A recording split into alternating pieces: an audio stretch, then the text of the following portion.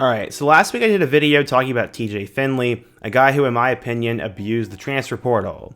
Some of you guys thought he wasn't abusing it, and some of you guys thought he was.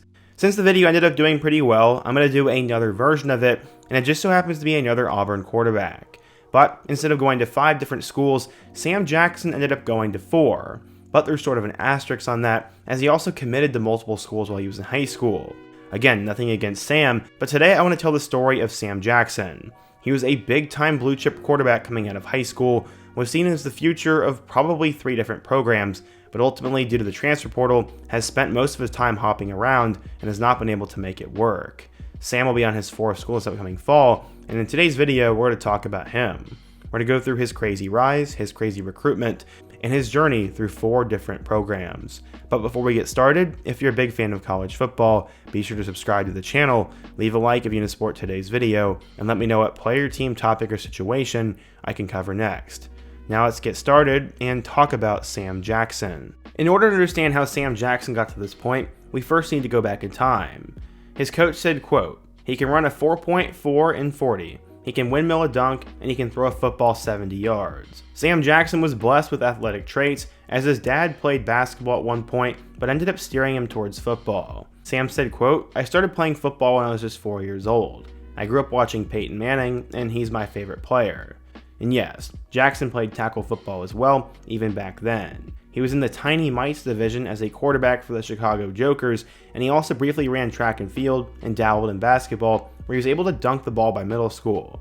But football would be Sam's sport. He said, quote, "My whole life I've basically been playing football." Growing up on the west side of Chicago, Jackson said that he was basically surrounded by poverty and a lot of violence. So his schooling experience was sort of different. He got to appreciate it better by the time he was in middle school, as he was able to enroll in schools in the Chicago suburb of Naperville.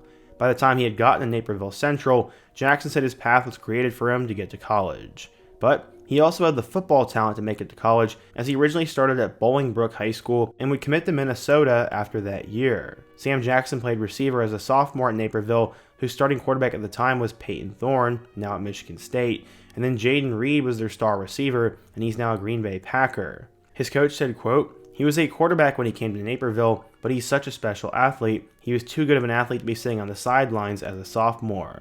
He ended up having 15 touchdowns that year.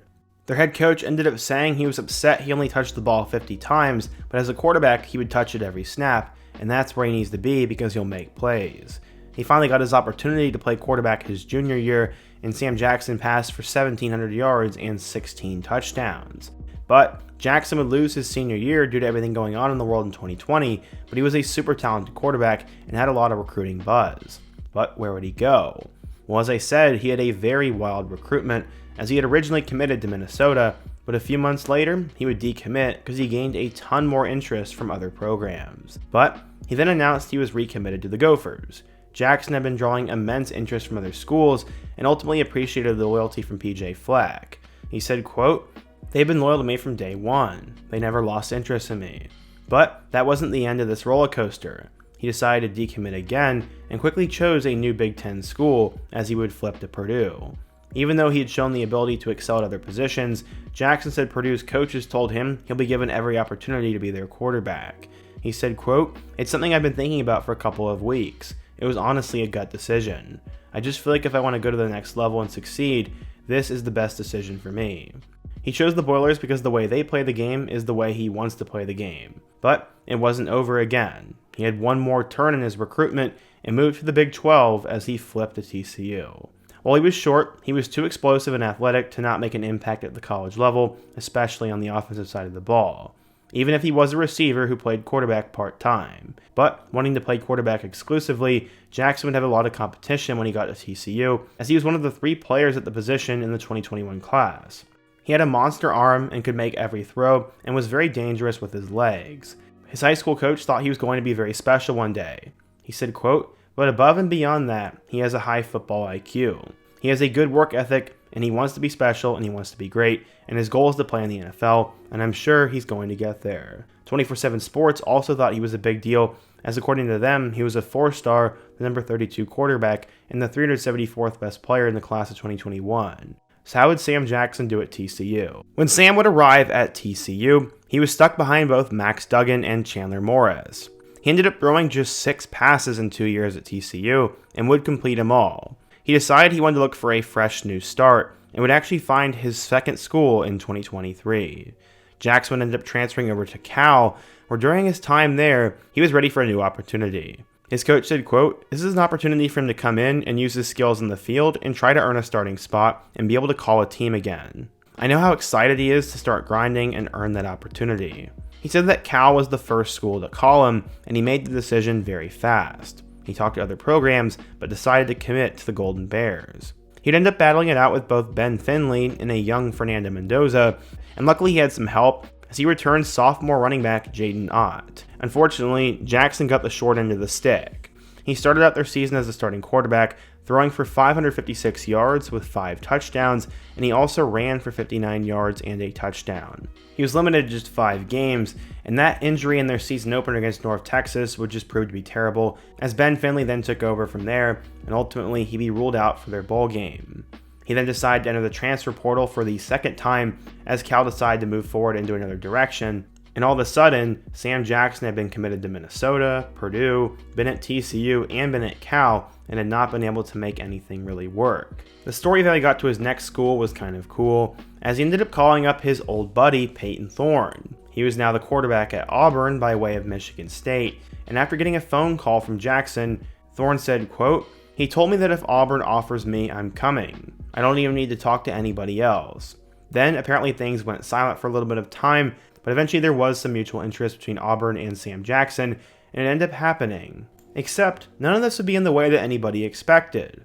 Sam Jackson wasn't coming to Auburn to battle it out in the quarterback spot. He was not going to try to beat out Walker White, Hank Brown, Peyton Thorne, or even Holden Gariner. He was coming in as a receiver who was going to try to change the trajectory of his career and not waste his athleticism. But this was also always part of the plan.